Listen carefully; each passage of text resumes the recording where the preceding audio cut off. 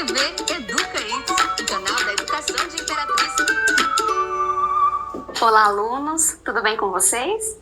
Eu sou a professora Aline e o tema da nossa aula de hoje é ondas sonoras, som e acústica. Vamos lá? O som é uma onda sonora. Por definição, uma onda é uma perturbação que se propaga no espaço. Ou seja, são deformações, são oscilações que acontecem a partir de uma fonte e que transportam energia, não matéria, apenas energia.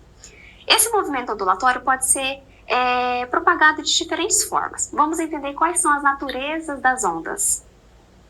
Elas podem ser classificadas como ondas mecânicas, propagam-se em meio material, elas precisam do meio material para se propagar.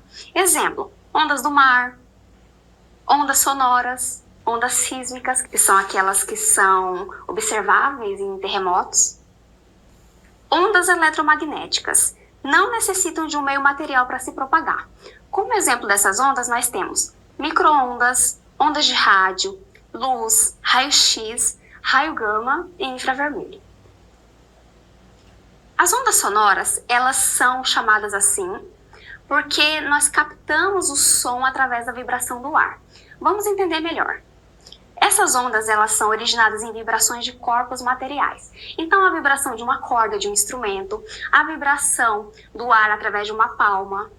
Consequentemente, você tem a propagação desse movimento ondulatório. As ondas se propagam pela vibração das partículas do ar ou de outro material. Elas não se propagam no vácuo. Vamos entender como que o som chega até os nossos ouvidos? Observe a imagem. Fisiologia da audição. Nós temos o nosso ouvido externo, que ele capta o som. O que é o som? O som, portanto, é uma onda sonora, é uma vibração no ar. Então, esse ouvido externo ele vai captar essa vibração do ar. O tímpano, ele leva o som para o ouvido médio. No ouvido médio, nós temos 3 ossículos, que é o martelo, a bigorna e o estribo. Esses 3 ossículos captam essa vibração do ar. Quando o som chega no ouvido interno, ele é amplificado de 30 a 60 vezes pela janela oval. Então, o que acontece? A vibração do ar chega até o nosso ouvido. Dentro do ouvido, nós temos 3 ossículos que captam essa vibração. E dentro do ouvido, nós temos o que chamamos de nervo auditivo. O nervo auditivo ele é responsável por levar essa mensagem. Essa vibração do ar é transformada em mensagem, é transformada em som para o nosso sistema nervoso. No ouvido interno estão as terminações nervosas que se comunicam com o cérebro, sistema nervoso central. Por isso nós conseguimos identificar o som, devido a esse nervo auditivo que leva essa informação para o nosso sistema nervoso central.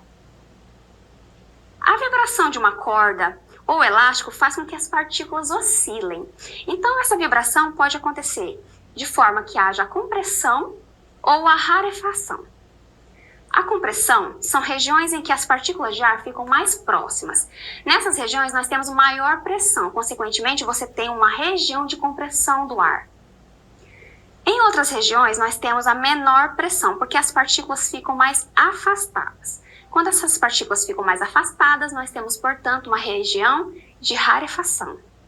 Observe a imagem, olha. Partículas mais próximas, regiões de compressão. Partículas mais afastadas, regiões de rarefação. Quais são as características de uma onda?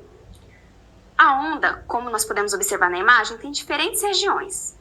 As regiões mais altas são chamadas cristas. As regiões mais baixas são chamadas vales. A distância entre uma crista e um vale é chamado de amplitude. A amplitude da onda é essa distância entre a região mais alta e a região mais baixa. Deslocamento máximo que um ponto material tem em relação ao seu equilíbrio. E o comprimento de onda. O comprimento de onda é a distância entre 2 cristas ou 2 vales. Aqui vale uma observação muito importante. Quando nós falamos que eu preciso baixar o som, ou esse som está muito alto, na verdade nós fazemos uma descrição de forma errada. No dia a dia, no cotidiano, é fácil de entender, mas para a física essa expressão não está correta.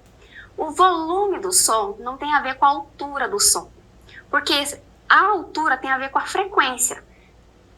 Som agudo, regiões mais altas. Som grave, volume mais baixo, altura menor.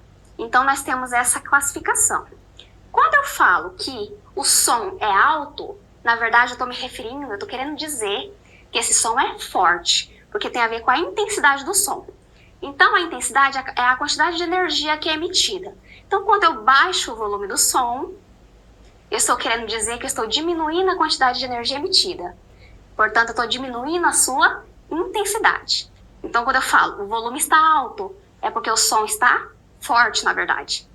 Quando eu falo alto, eu estou só me referindo na física, em ciências, eu estou me referindo à frequência da onda e não necessariamente ao seu volume. Vamos entender como que é a velocidade do som. Ela depende do meio em que a onda se desloca. Quanto mais elástico e mais denso, maior a velocidade.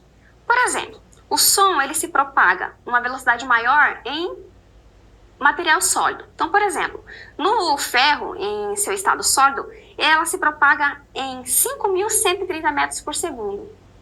Já no líquido, nós temos uma velocidade de 1.450 metros por segundo, por exemplo, na água. E nos gases, nós temos uma velocidade de 340 metros por segundo. Então, a velocidade do som ela é maior em materiais sólidos, depois em materiais líquidos e, por último, em materiais gasosos. Os valores da velocidade do som também podem variar conforme a temperatura. E o que é o timbre? É comum que você esteja em um local com vários instrumentos musicais tocando ao mesmo tempo. Se você pedir para um instrumentista tocar um piano, um violão ao mesmo tempo, emitir a mesma nota, mesmo assim você consegue diferenciar que a nota é do piano, que a nota é do violão. Por que nós conseguimos diferenciar? O timbre tem a ver com a forma da onda.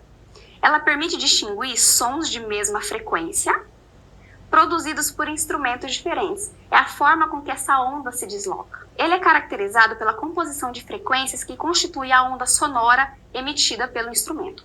Não só nos instrumentos, até no nosso timbre mesmo. Quando nós estamos mais bravos, mais irritados, nós temos a emissão de uma forma de onda. E nós mudamos o timbre conforme o nosso estado. Então, nós conseguimos ver essa oscilação na nossa própria voz. E o que é o eco? Quando uma onda atinge uma superfície, uma parte é absorvida. Porém, outra parte dessa onda é refletida. Então, quando você tem o som refletido por um determinado obstáculo, retornando em um tempo igual ou superior a 0,1 segundo, você consegue ouvir o eco. Então, a onda sonora atinge uma superfície, é refletida, e se esse tempo for maior que 0,1 segundo, você consegue distinguir a voz que retorna. Você consegue distinguir o som que retorna, no formato de onda refletida. A nítida separação entre o som produzido pela fonte e o som refletido por um obstáculo qualquer. É muito comum que alguns animais domésticos consigam captar sons que nós não estamos captando. Você já deve ter observado. Às vezes o cachorrinho já começa a ficar agitado por alguma coisa que ele já percebeu e você ainda não escutou. Por que isso acontece? A orelha humana, ela capta somente ondas que estão na faixa de 20 Hz a 20.000 Hz.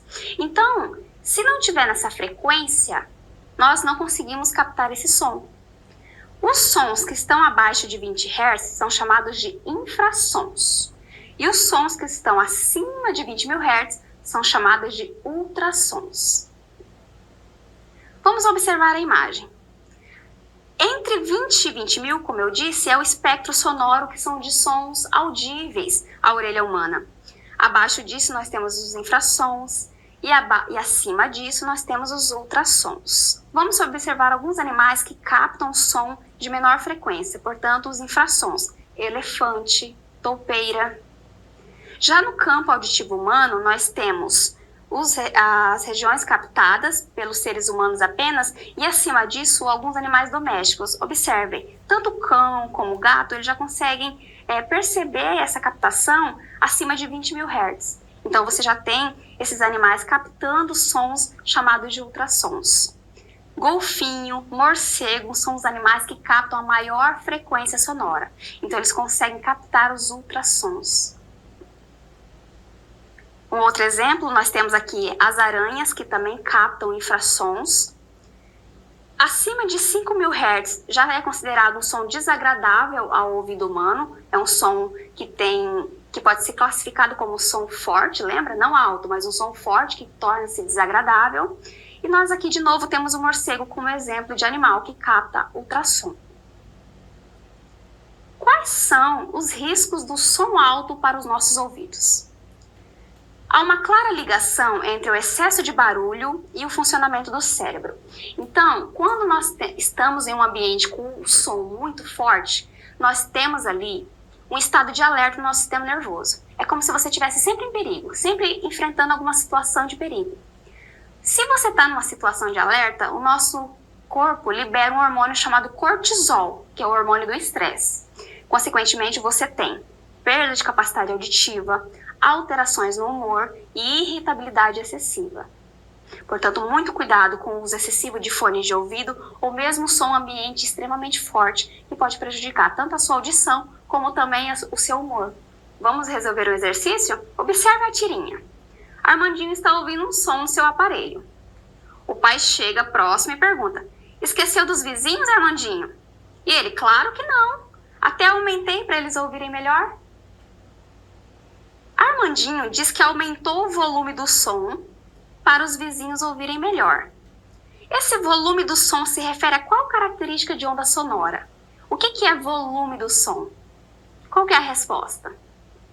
Nós aprendemos que o volume do som tem a ver com a intensidade do som, a quantidade de energia que é emitida, e não a altura do som.